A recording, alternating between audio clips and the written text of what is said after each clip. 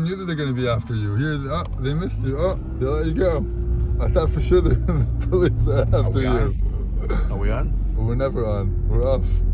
Okay, what's up? Okay, Rabbi, what's your name again? What did you Rabbi just, Goldberg? Yeah, what did you call this? The moving karaoke? What did you just call This this? is the Torah karaoke. The Torah karaoke. So now that the KGB, they let us go, and you're free to say Dvar Torah, and nobody's going to stop you now, Rabbi Goldberg. Rabbi Wilhelm. I got to start from the get-go. There's somebody in particular that sent me a WhatsApp or email saying, Rabbi, why don't you mention my name? Mullah, your name is mentioned. Now, let me give you... What's his last name? The last name is not Nagaya. How many mullahs do you know? Anyways, I want to tell you a thought that came to my mind this morning as I was davening. You know that Netzach Hama today, you know that police everywhere. You know that Netzach Hama today is 7:22, 7:21. When I saw that Netzach Hama 7:21, Shkia is something of just past 4. The day is so short. I think in one of the Hayoim Yoims coming up, it's gonna say that Winter Dike Nacht and Zimmer Dike Tag, it's almost like a year. These days are very short, very, very short. Been seeing you can't waste a day. Before you sneeze, the day is over. And actually, are you sneezing now? Actually, it's in this week's parsha.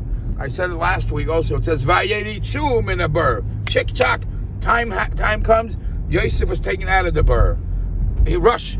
Today, this week's parsha, Maharu, rush.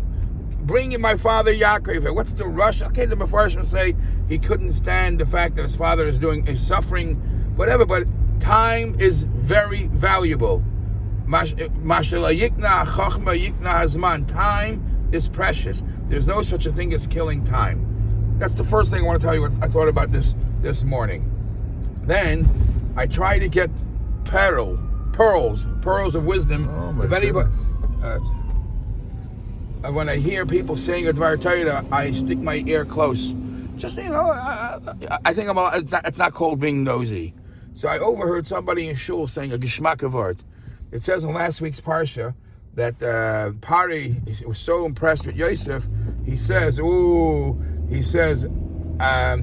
atatia al beisi val picha yisha kol ami rak hakise egdal mimeka. Only the throne I'm going to keep to myself. But everything else, you have rights to do whatever you want. What does it mean, only the throne? What does that mean, literally? What kind of Yatcha B'dam is the throne? Yeah. Right? You know what Yatcha B'dam means? No. Okay. So I heard a good vart. The good vart is, What does it mean? You know what it means? It means that the kisei, the king, the royalty, as being a king, Egdal Mimeka, I will become more greater, more famous, more honorable by the good deeds you do. No, not that. The words you used before. Yatcha Midam means the yippee yay. What's the greatness? So the pshat is that Pari was saying, when you're successful, when you're nice to people or whatever, you make me look good. Rak hakisai, the throne, the leadership will become Egdal, will become greater Mimeka. You know what kind of lesson Avodas Hashem is? The Eibusha says he plops us in this world. You want to make Hashem greater? You want to make Hashem more honorable amongst the world? Mimeka, it's the way we behave makes Hashem look greater. Your success makes the Eibusha look good. Yeah. So, and then there's a lot of this parsha is a very emotional parsha. You can't just learn through it and not. Avichai, Yosef reveals himself to his brothers and then to his father, the interaction.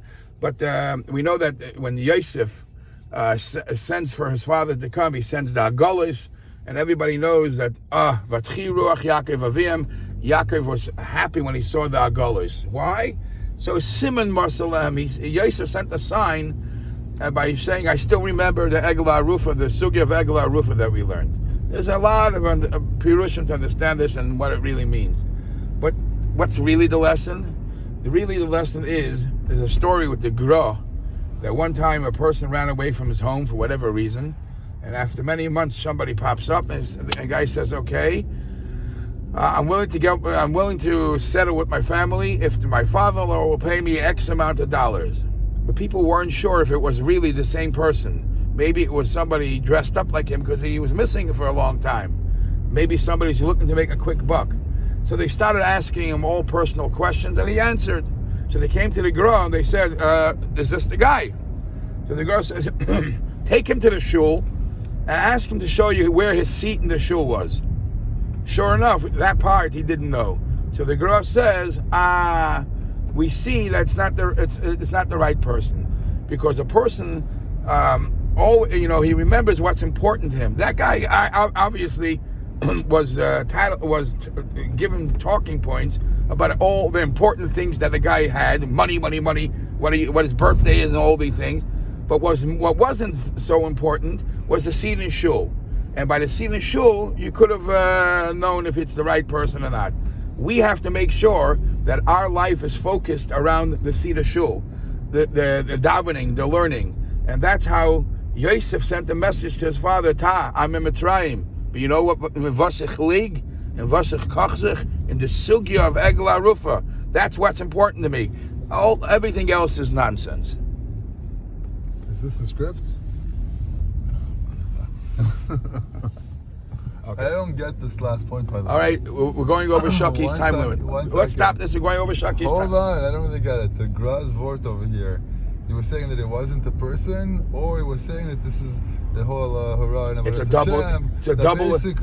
double-edged sword. What do you mean? Double-edged sword a person only remembers what's important to him.